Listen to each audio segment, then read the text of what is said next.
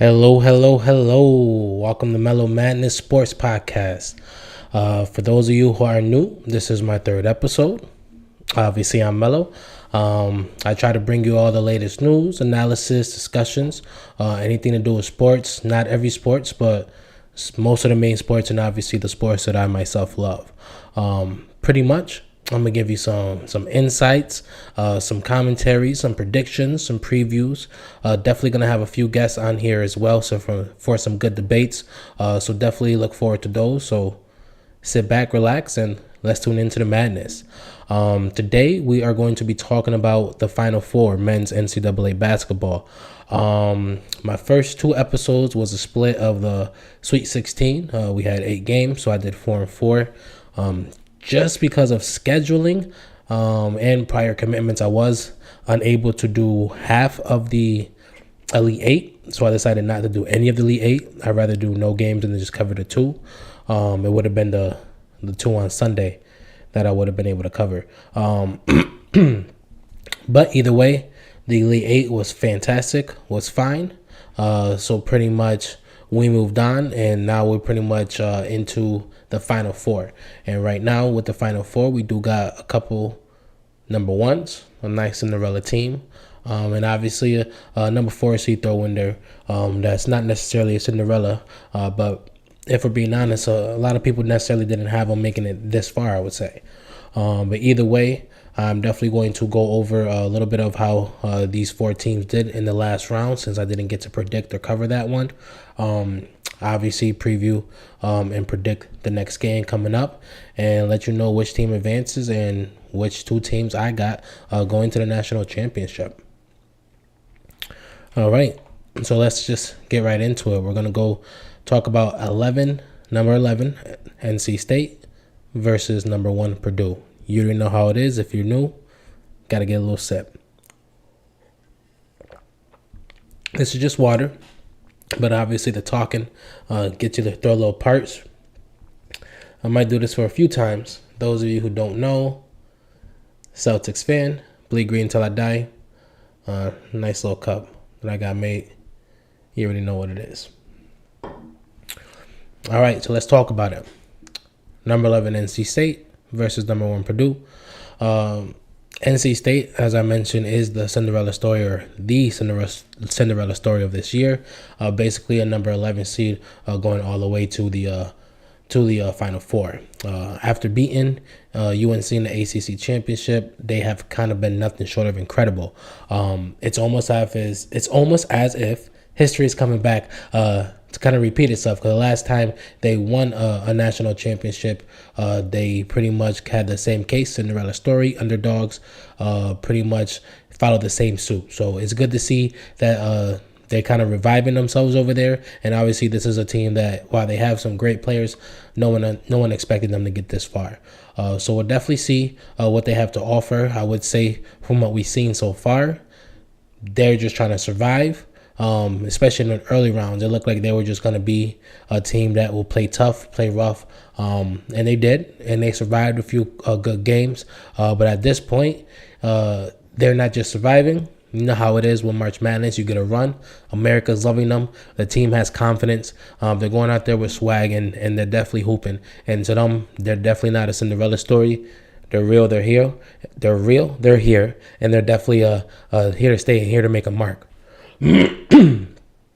I would say a lot of people definitely didn't have them going this far. So now that they're here at this point, any team they face, which they're going to face Purdue this round, can't take them or have to take them serious. So we definitely will see what type of matchups they will bring to the table. So when it comes to those matchups, obviously, if you know anything about NC State, you should know the big man DJ Burns. He's the one that's leading the way, both on offense and on defense, I would say. In their Elite 8 matchup against Duke, I'll be honest, I personally had Duke winning that, like I said. 1 second.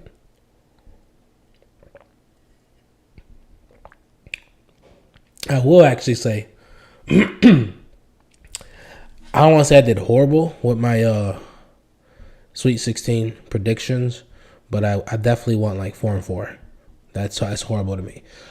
So definitely had Duke. I didn't predict that game for the Elite Eight, but I would have predicted Duke winning. Definitely had them winning, but they couldn't stop DJ Burns. 29 points. Seemed like they definitely had no answer for him. Down low, he was just eating. His footwork is fantastic for a big man. At halftime, this is ridiculous. This is my third episode in. First two episodes is pretty good. A couple mix-ups here and there, but today apparently, after a week off, I cannot speak. So, okay, let's get back into it. All right, 29 points, unstoppable. Down 6 at halftime. Everyone thought Duke was actually going to win the game. NC State found a way to lock down on both sides of the ball, outscored the Blue Devils 55-37, and won the game by 12. So DJ Burns did his thing. DJ Horn, the two DJs, also had a hell of a game. He brought in 20 points of his own. It seemed like anytime they needed a bucket in that second half, they went to one of those DJs, and neither one of them disappointed. This game was a good game for NC because it forced them, like I said, down at halftime, forced them to really see what they had in the tank late. Their starters had to play a little bit more. They had to push a little bit more. So it definitely was good to see how they handled that pressure and what they were able to come away with, which was a win. But obviously the way they did it, which was their identity and basically forcing Duke into taking bad shots on defense and obviously on offense. I just mentioned the two DJs did their thing. Let's move on to Purdue. Purdue, kind of dominant this year.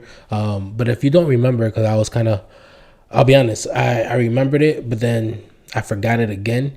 But then looking into this game, trying to think, all right, like, why are they playing the way they're playing? Like, you know what? They're playing like they got something to really lose. Like, they're playing with a chip on their shoulder. Number one seed. Like, obviously, they're the favorites in all their games. But I'm like, it was last year. I forgot. They were the number one seed last year that lost to the 16th seed. Obviously, Zach Edey was still on the program or in the program. He was already a beast at this point, so we already knew what to expect from him. They were number one seed, had a fantastic season, but obviously got hit with that bug. First game, March Madness, man. That's why we call it Madness.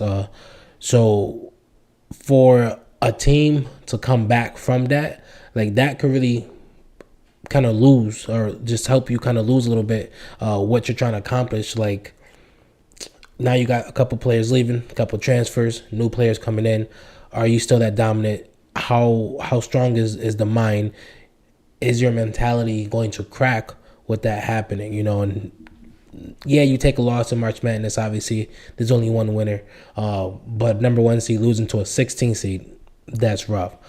So definitely, I would say because of that, they had to rebound, and as well as proving to themselves that they could do it, I felt like it also showed a chink in the armor for everyone else gunning for their head this year. Like, all right, yeah, they're dominant. Yeah, they got Zach Edey, but yeah, we could beat them, you know?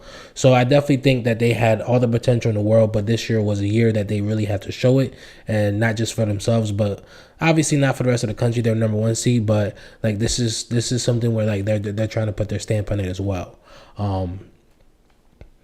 Obviously, the head of the snake here, as I just mentioned, Zach Edey. If you don't know who that is, I don't know what to tell you. You clearly haven't been watching college hoops for the last couple of years. The 7-footer, easily a walking double-double. He's aggressive. He gets to the foul line a lot. He's great work on the block. Obviously, he's big. He's strong.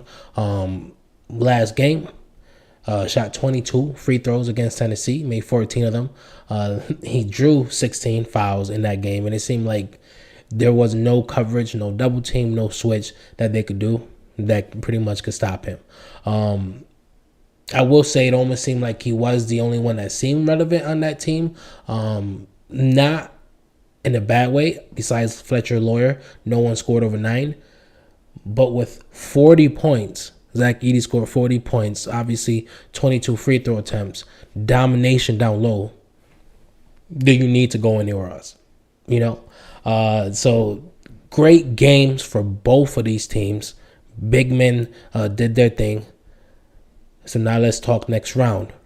Final four, NC State versus Purdue. Give me a second, you know what it is.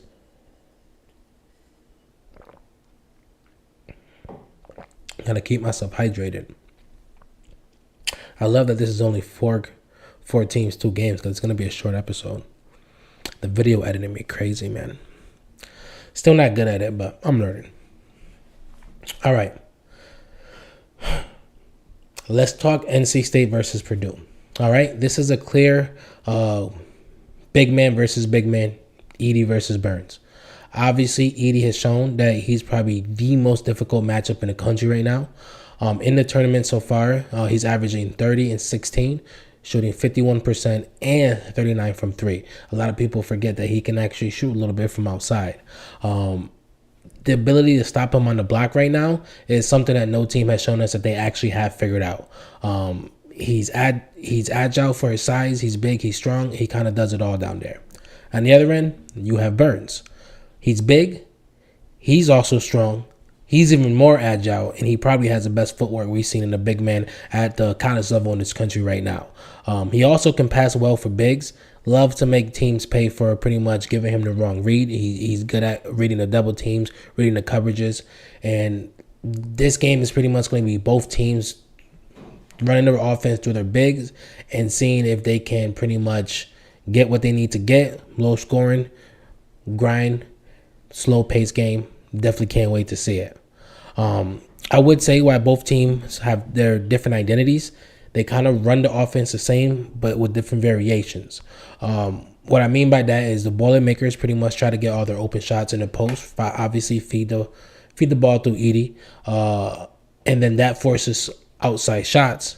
Well, when it comes to the Wolfpack, they will do the same thing with Burns, but theirs will kind of switch to their cutters. They have a lot of athletic, fast cutters. Pretty much if you're playing man, if you're playing zone, they'll know how to space out the ball, make the right reads to the basket. Pretty much, I definitely expect both of these big men to find their players, whether it's shooters, whether it's cutters. I definitely expect them to keep their eyes open, keep their head up, obviously, as well as doing their own work down low, doing what they can do on their end. I think this is where the game kind of changes, or not really changes, but where the difference of who's going to win this game kind of comes into play. The big men are going to go up against each other. We already know that. What we want to know, or obviously what the country is going to figure out, is who else is going to kind of step up into those moments. This is where everyone else has to show what they kind of bring to the table. Obviously, on NC side, we have players like DJ Horn, Mohamed Diarra. They've been pulling their weight all tournament, and they're definitely 2 players that they're going to look for to show up this game. Horn is actually the leading scorer for his team. He pretty much is lethal from shooting 40%. And pretty much Diarra has been a clean walking double-double. As long as he can get a kind of head of steam, he can do what he needs to do, and obviously he's going to clean up on the glass. For Purdue, we need to see players like Trey Kaufman-Renn trying to help Edey on the block.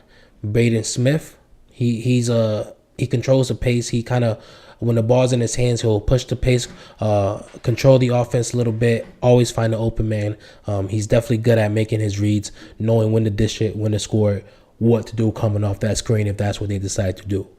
So I definitely think that this game itself is going to be about the individual matchups on how they play off of defending each other's big men, basically. So when it comes to how those big men now will pretty much perform, I mean, I actually think it's going to be an interesting matchup because Edey is probably the more dominant factor in this game. When he's scoring down low, honestly, it almost seems like it's automatic. He's drawn multiple defenders. The game opens up for Purdue in a way where they just become lethal. At this point, when they can shoot the ball, they're going to be a hard team to beat. They're shooting 40%, and basically will make you pay any chance they can get if you don't play them right. 1 second.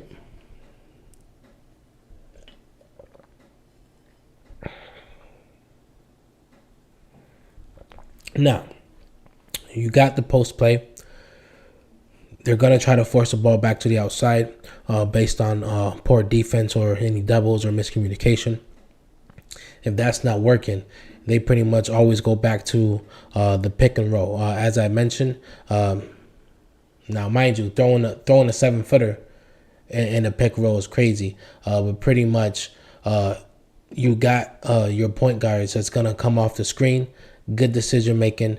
You definitely gonna know that Smith is gonna do what he needs to do when it comes to making a decision. As I said, he's good at that. 7 assists kind of proves that point. But you will see the action that they will kind of be forced to give given those defensive reads, because there are going to be a lot of switches in the game, or at least I anticipate it. But obviously, there's good coaches, great coaches, so they're definitely going to throw a lot of different looks. So for NC, pretty much it's kind of the same thing. While they do like to kind of start their action with Burns, they kind of do have the option of giving the ball elsewhere. He's not extremely dominant. I would say Edey's way more dominant. As I said, he's a more dominant factor because they're going to feed him way more than they're going to feed Burns. NC is going to actually try to play more of a team ball, see what they can do. Obviously, with that comes Burns doing everything, not just the post play that we kind of brag about or that we've kind of seen from this tournament. Burns can score anywhere on the floor. He can score all 3 levels. Like I say, he has great footwork. He'll find his spots, make his marks. That's when the doubles start coming, because at that point he's too strong. He's actually pretty quick for his size. That's when the cutters start flying. The assists start coming. Obviously, it's not just going to be him. It's also going to come from DJ Horn. Like I mentioned, 2 DJs. I actually think that's going to be a great matchup to see.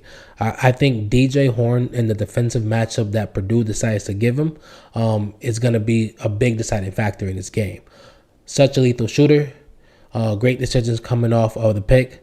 Great putting the ball on the floor. Like I said, 40% from deep. So you don't want to give him space, but you don't want him to get by you. He's quick on his feet, so you kind of have to be very aggressive with the decisions you make. Not aggressive as in physical play, but like whatever you decide, you got to decide quick. So I definitely want to see what they're going to give him. Obviously, Braden Smith, Lance Jones, obviously they're going to be the 2 ones guarding him the most. I want to know how effective they'll be in actually guarding him. So I think that's going to be a good matchup. I think that's going to be a very big deciding factor in deciding who's going to win this game.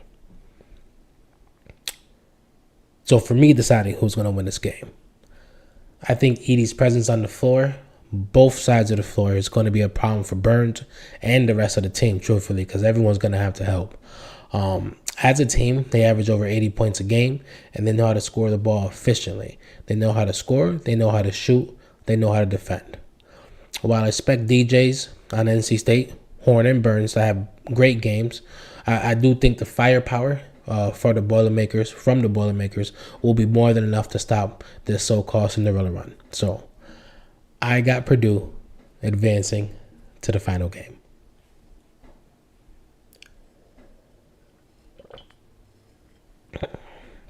Sorry for the NC fans.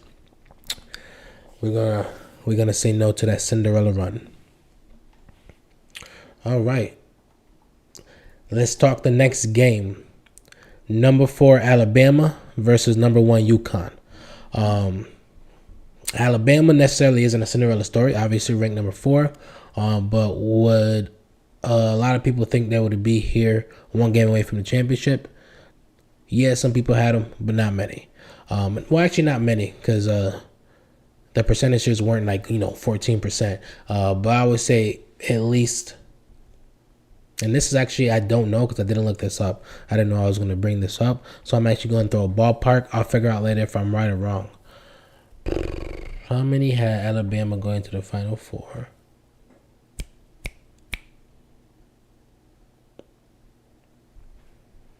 I'm going to say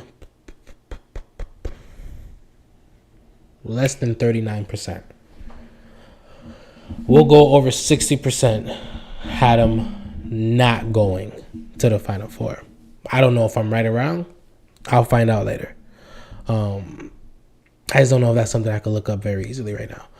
All right, so not a Cinderella run, I personally didn't expect them to make it this far. This is actually the program's first Final Four appearance, if I'm not mistaken, which I might have to get fact checked on that too. So, like I said, they've been balling out this year. And all of it has to do by their offense, by their identity, by the way they shoot the ball, by the way they score. The most they won a game in this tournament has been 13 points. And that was, I think, Charleston in the second round, I think, or the first round. And in the Sweet 16, they had to squeeze out a 2-point win against number one ranked UNC. So they've had to go through this tournament. Like I said, there was a couple games, I think, especially against USC. Once that game came on the schedule, everyone's like, okay, UNC is going to win. But at the end of the day, 1 second. I swear, nothing will be wrong. And as soon as I start recording. It's all right, though. It's the last game anyways. All right. And, okay, been through it. Like I said, 13-point win, first round, 2-point win against UNC. Basically, all of this is being made possible by the high-powered, high-paced, high-scoring offense. One of these days, I'll get this talking thing right. They literally average 90 points a game this tournament and have no signs of slowing down. They have shown that you can have a great offensive game, great percentages, put up a lot of points, and still lose because at the end of the day, 3 is more than 2. Quick maths. It'll always come down to a number game, and they will have more numbers. So that's pretty much how they play. That's what their identity is. They're going to run and gun. They're going to outpace you. They're going to shoot the hell out of the ball, and we're going to see where we fall at the end of the game. If you didn't know, Mark Sears is the main guy on this team. And once he gets going, when he goes driving and when he goes shooting from the perimeter, it pretty much is going to be hard to stop him. And the whole team will feed off of it. It's going to be hard to stop them as a team. They're not afraid to shoot it from deep. It'll literally keep raining all day, whether or not they're open or not. There's a lot of games, a lot of shots that I watched in these last few games where it's like, damn, they're just shooting. But you know what it is, shooter shoots. To make the final game, obviously, we're going to have to see a hell of a game from Mark Sears. We got a hell of a second half in the last game to get us to this next round. And obviously, as well as players like Jaren Stevenson, who can definitely shoot from deep as well, and Grant Nelson, who can score and rebound down low. We definitely going to need a hell of a showing from both of them. And we're definitely going to need the whole team to pretty much score great percentages or score with great percentages offensively, knowing who they're facing this round. I don't know what the hell is happening today. All right. Defensively is definitely where they find themselves struggling at times. The issue with being the highest scoring team and having that pace that they have is pushing at such a fast pace tend to give you a lot of other possessions that normally wouldn't be had for teams. And like I said, teams will still have good games, still score a lot, still put up a lot of points. But at the end of the day, they're just getting outscored because Alabama's shooting threes.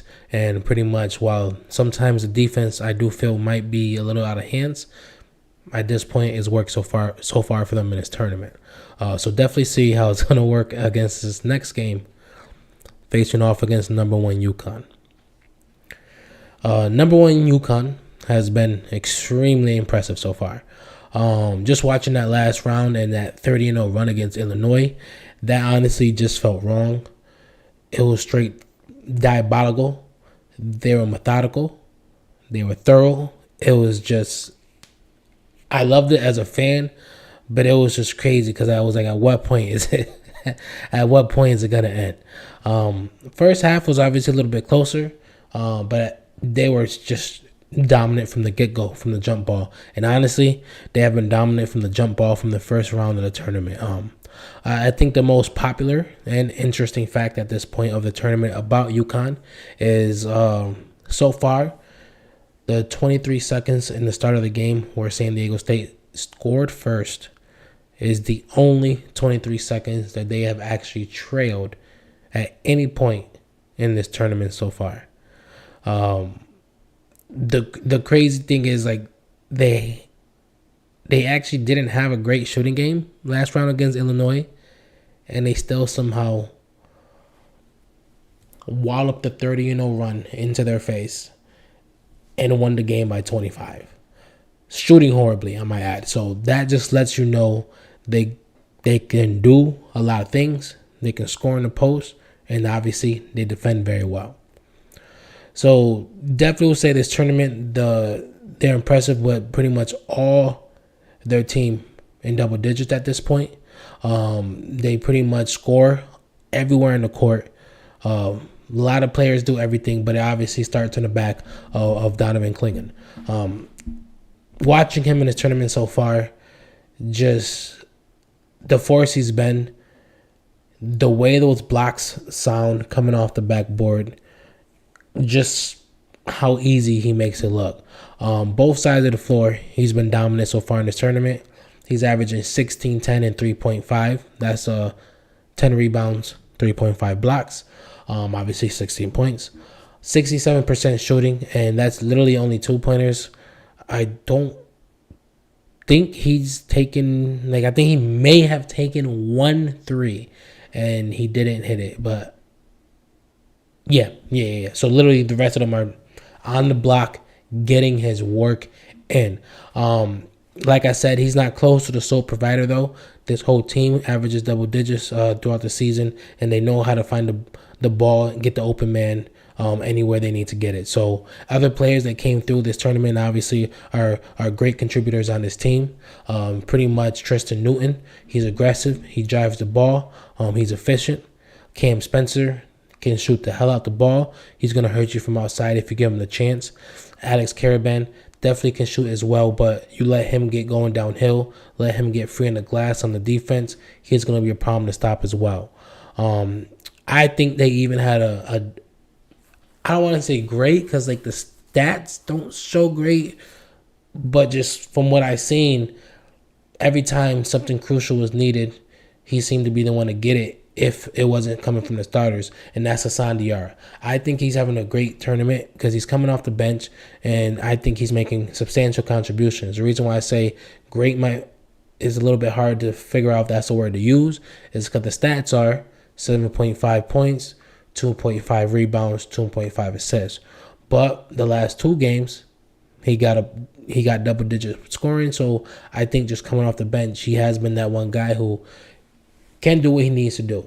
Obviously, they've been able to play some garbage time, but like I said, just watching the game, I feel like I see his name come up on a crucial rebound or a crucial drive to the basket. When they need a point, kind of early on when they kind of take their starters out.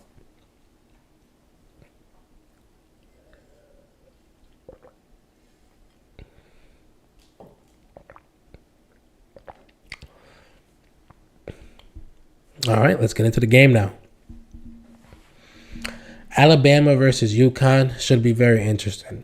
This one's clearly going to be Alabama's suffocating, fast-paced offense and high volume of threes versus UConn, dominant and stifling defense and ability to get work down low. Can UConn stop Alabama from pushing the pace, scoring in transition, pretty much getting their baskets, getting those threes open? Can Alabama guard everything that Clingan and that UConn offense has to offer, especially in that half-court defense when they're kind of forced to slow the game down? I already mentioned the stars of the game. Mark Sears, great at attacking the rim, finishing over the contact. Definitely not afraid to shoot the ball if he gets a shot. Clingan overpowers opposing players. He's a beast on the defensive end. You're going to have trouble keeping off the boards. So which team is going to win? I will say most teams do got UConn, the defending champs, obviously, for a reason, walking away with this one. But I do think Alabama kind of provides an interesting matchup, especially with their play style, obviously. UConn is used to getting their work in offensively, outscoring most teams. But the Crimson Tide is the highest scoring team in the nation.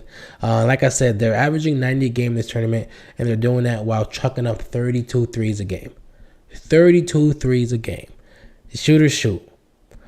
Will they be able, UConn, will they be able to run up and down with Alabama?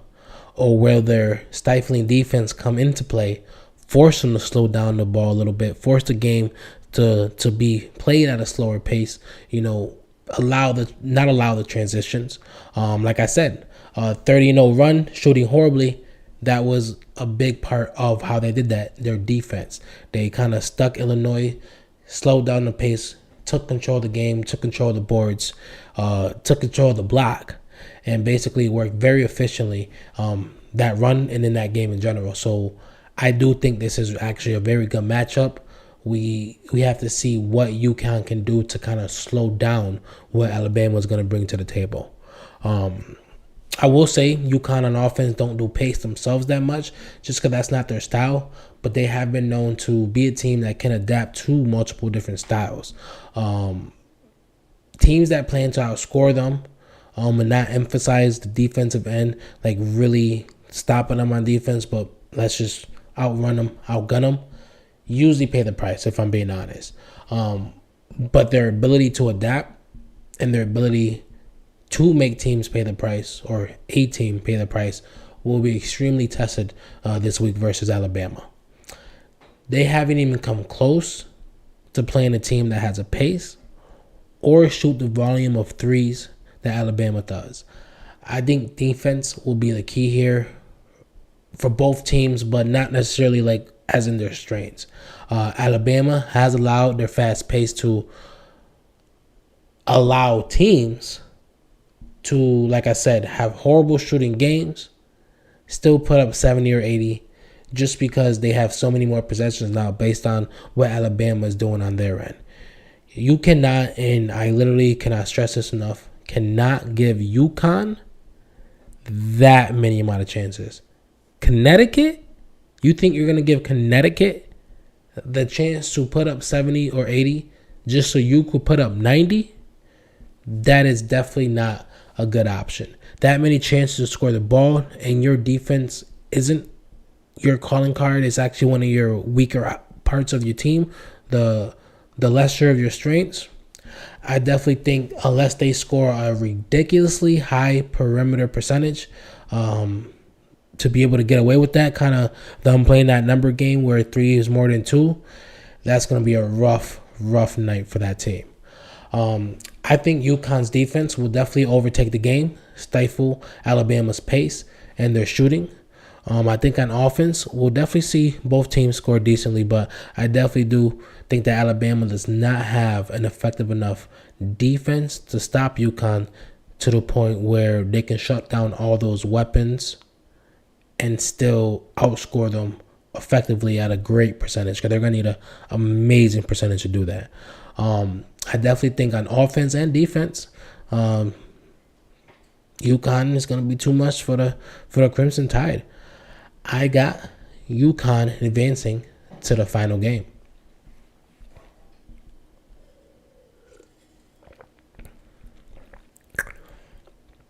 So, in case you need a recap, I have number 1 Purdue beating number 11 NC State, and number 1 UConn beating number 4 Alabama in the Final Four. I have number 1 Purdue versus number 1 UConn for the national championship. All right, 34 minutes. Damn, it's crazy because my episodes with 4 games were still like 45. I did want to talk a little bit more about these teams, though. These are going to be some good games, so fuck it. Oh, excuse me. All right. That's so funny. Thank you guys for tuning in. We will be covering the championship game, obviously after the Final Four, whatever 2 teams make it, in the next episode. Hope you guys stick around for a bit. This is only my first couple episodes. I definitely plan on doing a lot more. As I just mentioned, Jesus, my cat is trying to get in. As I just mentioned, the rest of the NCAA tournament, NBA playoffs right after that. But we're going to be here for all sorts of sports. We got NFL, NBA, WNBA, UFC, boxing, NCAA football, NCAA basketball, women's and men's. I think that's everything for now. I definitely plan on picking up other sports.